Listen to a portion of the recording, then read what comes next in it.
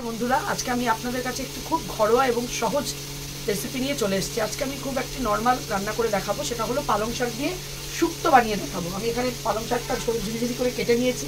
তার মধ্যে আমি একটু দেবো আলু, ছোটো ছোটো করে আলুটাকে কেটে রেখেছি, ছোটো ছোটো করে বেগুন কেটে নিয়েছি, আর দেবো হলো বড়ি, আর লাগবে আদা বাটা।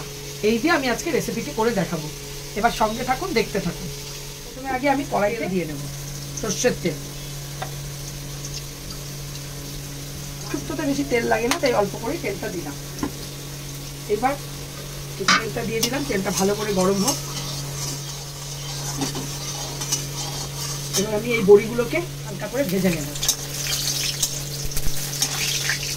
ভালো গরম হয়ে গেছে, আমি একটা তেজপাতা দিয়ে, তেলটা ভালো গরম হয়ে গেছে, আমি একটা তেজপাতা দিয়ে দিলাম। আর এখানে দেখুন রাঁধুনি, মেথি, সর্ষে, এই তিনটে ফোড়ন দিয়ে দেব। এবার আমি এই আলুগুলোকে দিয়ে দেবো আগে।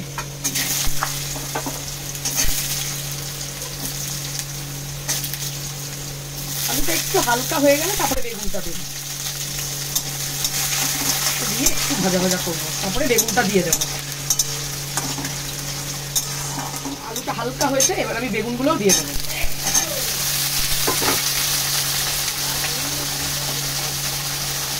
একটু হালকা লবণ দিয়ে দিলাম। এবার এটাকে আমি ভেজে নেব। হালকা করে ভাজা হয়ে গেছে, এবার আমি কেটে রাখা শাকগুলো এখানে দিয়ে দেবো।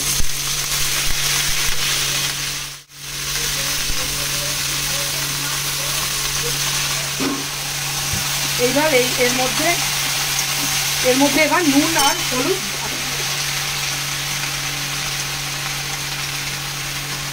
অল্প করে দেবো, পরিমাণ মতো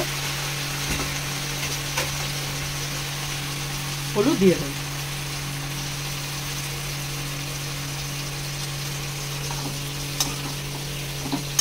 ভালো করে নেড়ে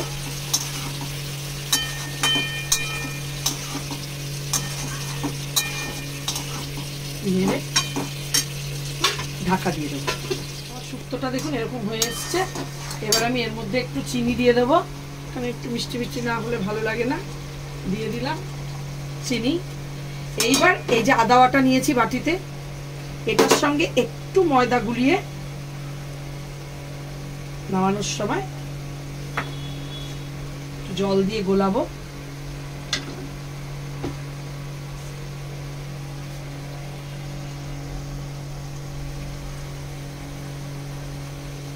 এটা উপর দিয়ে দিয়ে দেবো।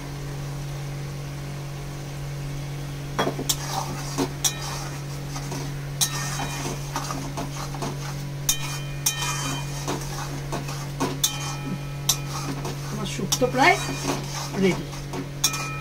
এটা ভাত দিয়ে খেতে খুব ভালো লাগে। এবার এই ভেজে রাখা বড়িগুলো এর মধ্যে ভেঙে দিয়েছি।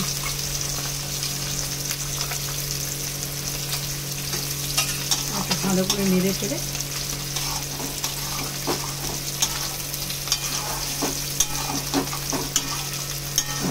হয়ে গেছে, শুক্তো রেডি। শুক্তো একদম রেডি।